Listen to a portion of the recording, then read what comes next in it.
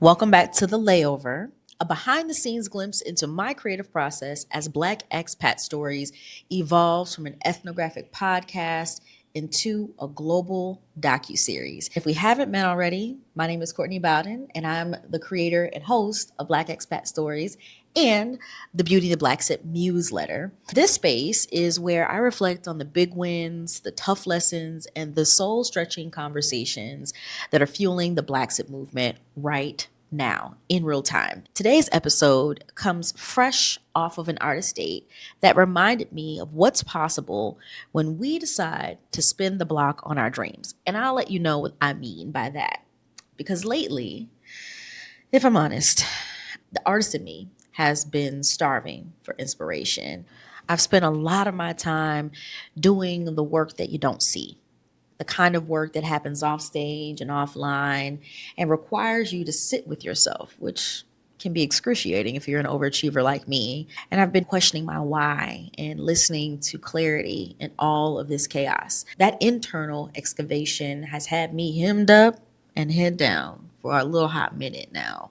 But I can feel myself slowly emerging. And I always know I'm coming back to myself when I feel that urge to create again. Not just because I'm on deadline, right? Because I also commission my creativity. But when I know that I want to create something that springs out of my spirit. And lately, what's been helping me get back to me is community.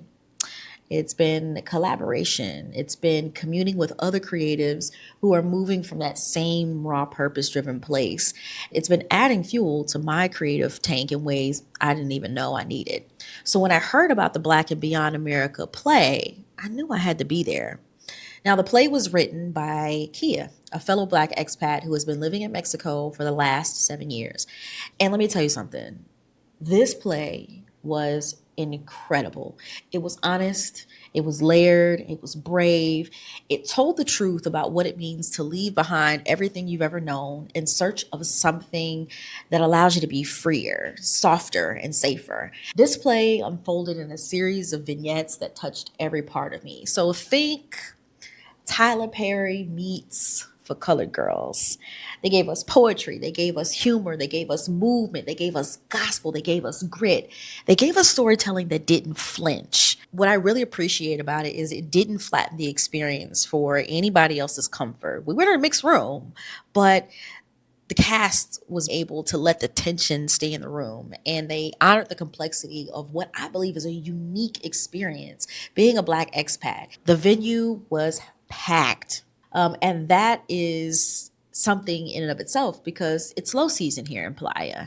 The audience was beautifully mixed. We had expats, we had locals, we had creatives, we had elders. And I think that's the thing about real art. It just calls people in organically.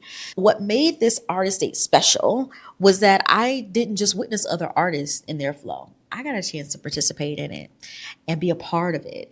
So when I did hear about the play, I reached out to Kia and I offered to moderate the post-play Q&A. I just felt like it was only right and so aligned with the kind of work that I do and the kind of conversations that I care about and the ones that we're already having on the Black Expat Stories podcast. These are conversations that don't need to be polished or made palatable, and they name what's really happening right now. On there, we talk about how for so many of us, leaving the US is not some whimsical adventure. It's a response to harm.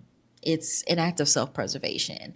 And I love the play held all of that. And I wanted to help hold the space around it. The audience asked some beautiful questions about what brought each cast member to Playa, how they contributed to the production, because it was a co-creative experience. Kia didn't Tyler Perry it, no shade. She wasn't the only one writing, directing, and producing it. Everyone played a valuable part because the folks were so talented. We had SAG-AFTRA actors. We had NAACP winning writers. They talked about how they were able to pull off a production like this in a city where people are constantly coming and going. Playa is very transient. And they talked about how the characters and the stories that they were telling reflected their real lives. So when asked what inspired the play, Kia shared that it came from a rooftop yoga session led by another brilliant Black woman expat by the name of Jotina. And The prompt that Jotina shared that day was simple. She asked, "What dream do you need to spin the block on?" And I thought that was so good, I needed to share it here and ask you the same. What dream do you need to spin the block on? So that question stayed with Kia. And instead of shelving it, like so many of us tend to do when we leave a particular space or experience, she moved on it. She said yes to her dream again. She gave it room to expand. And this play was a result. Hearing that stirred something in me because if I'm truthful, I've been spinning the block on a dream of mine too. Filmmaking has always been in the background of my life. And although I didn't go to film school and I don't necessarily have all of the credentials that your typical directors and filmmakers have, I've always been drawn to visual storytelling. And I even created an entire independent study in undergrad just to explore Spike Lee's work with my favorite English professor by the name of Dr. Kirk Comby, who also has a Substack that I'm going to link. And now, as I continue to shape Black expat stories into a docuseries, I'm reminded that I just need to keep saying yes to the dream, yes to the vision, and keep gathering people and galvanizing them around the vision. Stop hiding and let myself be seen trying, which is why the layover even exists. So watching Kia follow through on her dream reminded me of something. The dream doesn't die just because you delay it. But the longer you keep denying yourself of it, the harder it becomes to reclaim. Thank you, Kia. Thank you for helping me remember that what we create matters and it doesn't have to be perfect. It just has to be real. And that a dream deferred doesn't mean that your dream is dead unless we bury it. And I'm not burying mine. I hope that this inspired you in some way. And let me know in the comments the answer to this question. What dream do you feel the need to spin the block on? Because sometimes spinning the block isn't always a bad thing. And when you spin the block, you're a different version of yourself than when the dream first emerged inside of you. I'm praying that all is well with you, and I'm wishing you peace, love, and passport stamps. Until next time, see ya.